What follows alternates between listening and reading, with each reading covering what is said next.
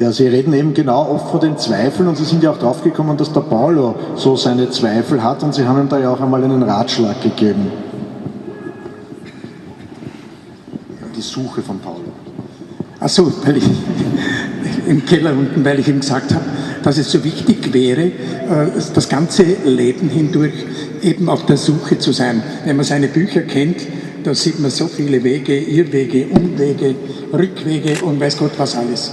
Die sind alle im Keller seines Herzens. Aber er soll weiter auf der Suche bleiben und manchmal spürt man es sehr deutlich, dass er auf diesem Weg ist. Gestern Nachmittag, als wir beide im Keller unten gewesen sind, in diesem bewussten Ort, habe ich es sehr, sehr deutlich gespürt.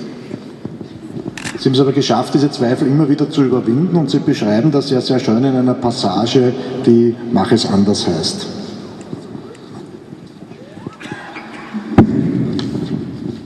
Wir leben in dieser Welt als Menschen mit Fleisch und Blut. Wir wurden alle in diese Welt hineingeboren, wuchsen heran und versuchten, unser Leben in die eigenen Hände zu nehmen. Dabei ergab sich ein Beziehungsnetz, in dem wir eine bestimmte Rolle spielen. In der Familie, im Freundeskreis und auch im Beruf. Wir haben unsere Vorstellungen vom Leben, wir haben Erwartungen an uns, aber auch an die Menschen, mit denen wir zusammenleben. Manches davon wird Wirklichkeit, vieles misslingt, aber auch wird nicht. Nun hat aber jeder Mensch bestimmte Verhaltensmuster, die manchmal nicht mit dem geordneten Miteinander seiner Gemeinschaft in Einklang zu bringen sind. Dann kollidieren seine Wünsche und Vorstellungen mit jenen der anderen. Wenn das Gewissen eines Menschen sehr klaren Vorgaben folgt und andere Dinge weist, als es die Institutionen von uns verlangen, sind Konflikte unausweichlich.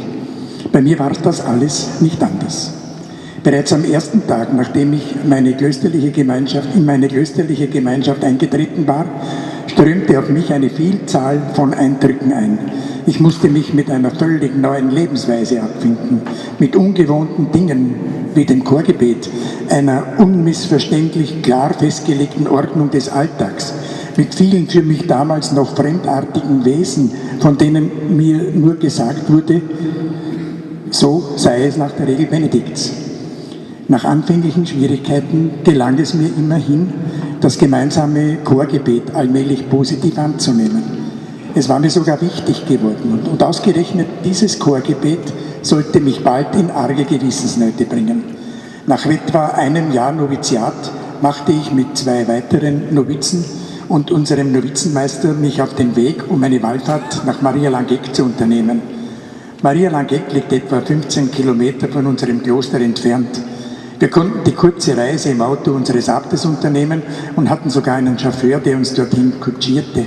Kurz, es war eine gemütliche Wallfahrt. Auf dem Heimweg hielt uns ein Passant auf. Am Straßenrand saß eine Frau, der man eindeutig ansah, dass es ihr nicht gut war. Wir wurden freundlich gebeten, sie zu einem Arzt zu bringen. Und als wir 3 Novizen uns daran machten, auszusteigen, um der Frau zu helfen, erklärte uns der Novizenmeister, dass wir dazu keine Zeit hätten, weil wir um 18 Uhr unser gemeinsames Chorgebet hätten und wir nicht daran teilnehmen könnten, wenn wir uns um diese Frau kümmerten. Ich sehe heute noch die Fäuste, die man hinter uns ballte, als wir weiterfuhren, ohne zu helfen. Ich war völlig perplex und musste an das Gleichnis des Evangeliums denken. Es handelt von dem Mann, der unter die Räuber fiel und übel von ihnen zugerichtet wurde. Ein Priester kam vorüber, sah ihn und ging weiter. Genauso unbarmherzig verhielt sich ein Levite, der des Weges kam. Erst ein Samariter, ein von den Juden verachteter Ausländer, wusste, was zu tun war. Er kümmerte sich um das geschundene Opfer. Als mein Zorn nach dem Vorfall mit der Frau am Straßenrand ein wenig verflogen war, ging ich noch am selben Abend zu meinem Novizenmeister und redete mir meinen Unmut von der Seele. Schnell bemerkte ich, dass sich mein Vorgesetzter der Tragweite der Situation gar nicht bewusst war. Der war halt ein wenig schlecht, meinte er. Das war alles, was er zu mir sagte. Es war geradezu grotesk, dass uns die Erzählung vom Samariter ausgerechnet von unserem Novizenmeister näher gebracht worden war.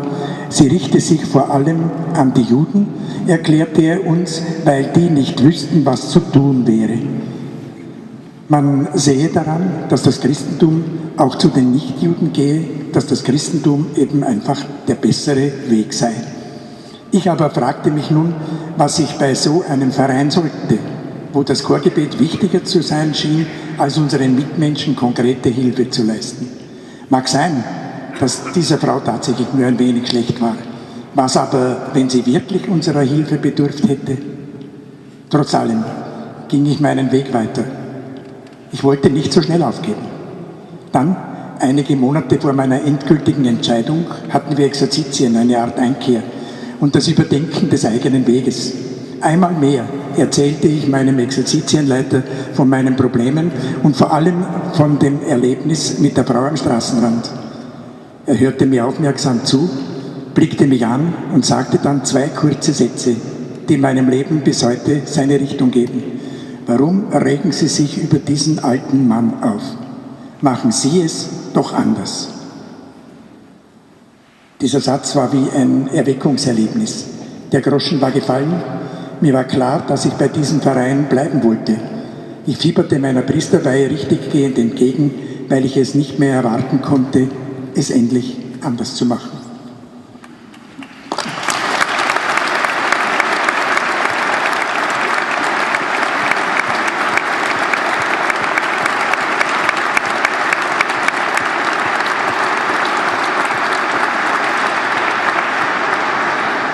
Paulo, Abt Burkhard schildert hier sehr eindrucksvoll sein Initiationserlebnis, warum er Priester geworden ist.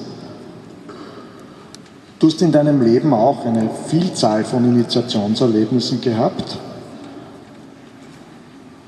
die du zum Beispiel am Jakobsweg ja auch sehr genau beschrieben hast. Und ich würde dich jetzt gerne fragen, ob es bei dir auch so ein besonders prägendes Initiationserlebnis gegeben hat, das deinen weiteren Lebensweg bestimmt hat.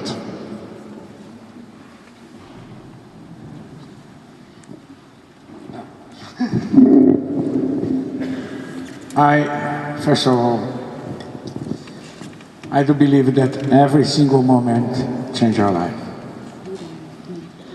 We can think about the past, about things that happened yesterday or the day before. We can think about the future, about things that are going to happen. And at the end of the day, we are never here. Either we are trying to solve a problem that it is in the past, or we are thinking about something that is going to happen in the future. So for me, the moment that changed my life, are the moments that I'm living now. To be in this church, to be here, more than an admirer, a student of Abbot Burkhard. He never taught me anything because you don't speak the same language. But his eyes, the way that he is, taught me a lot of things. So when I read the book, I said, let's go there. Which moment is changing my life? The moment that I'm living now.